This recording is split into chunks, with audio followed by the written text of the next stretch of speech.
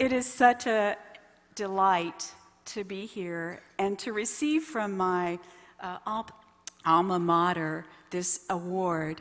And I thank the committee, I thank Presentation Academy community, I thank my family for being here, and I thank my SCN family for being here.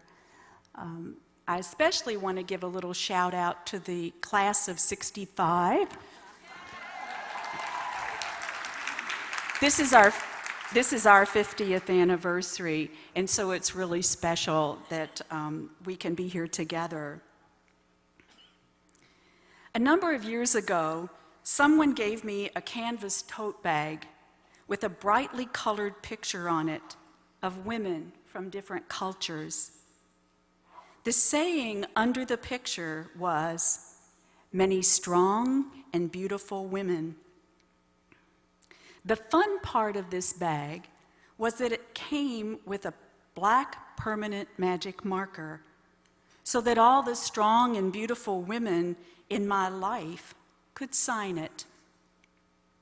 I carried that bag with me for years, and it is full of names of women I've met along the way.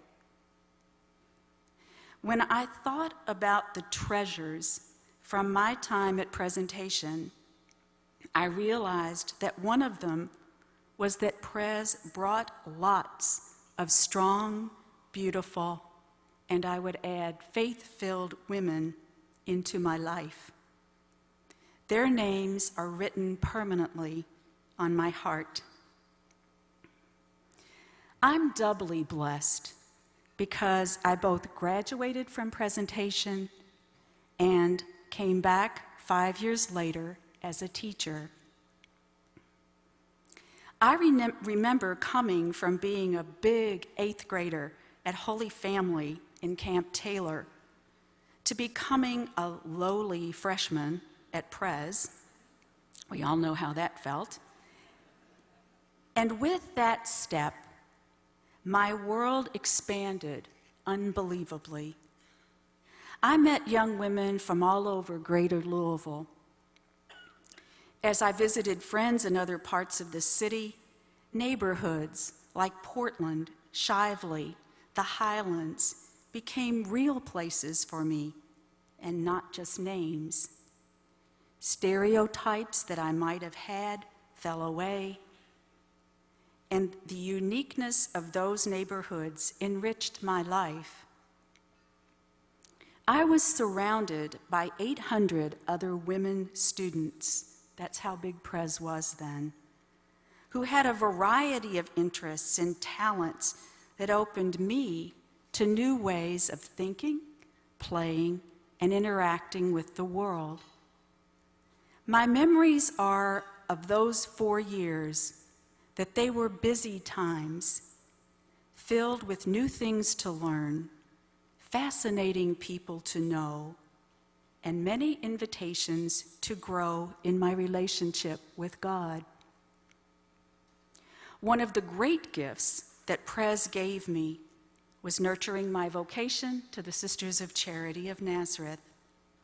I entered right after graduation and stepped into a community of women who have allowed and challenged me to embrace an even bigger world. That I now have sisters in India, Belize, Nepal, Botswana, and the US, with whom I share a common mission, is such a joy. After I made first vows and finished my college, the community sent me to Prez as a teacher.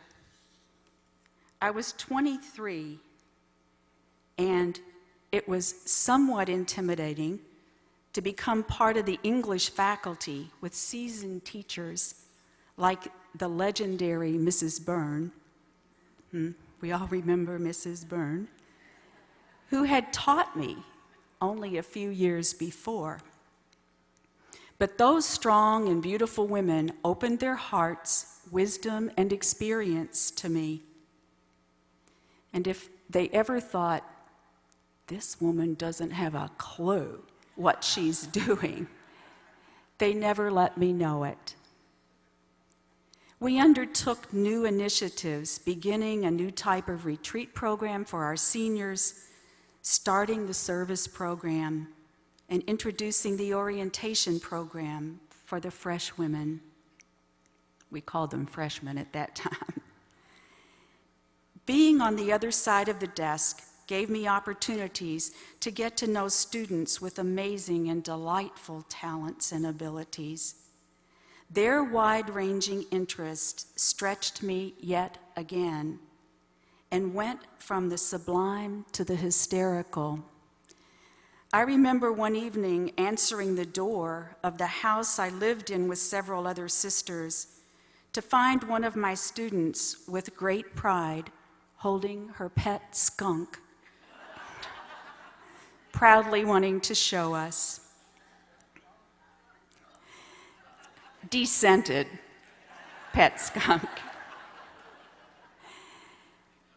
Looking back on my Pres life and trying to glean some word of wisdom about education for the present students, I would say, pay close attention to those around you, who they are, where they come from, what in our fascinating world captures their heart and stirs their energy.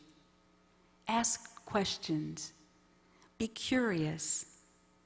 That, I think, will assure that you are a lifelong learner, that your world will be ever intriguing, and that your creativity will rise up.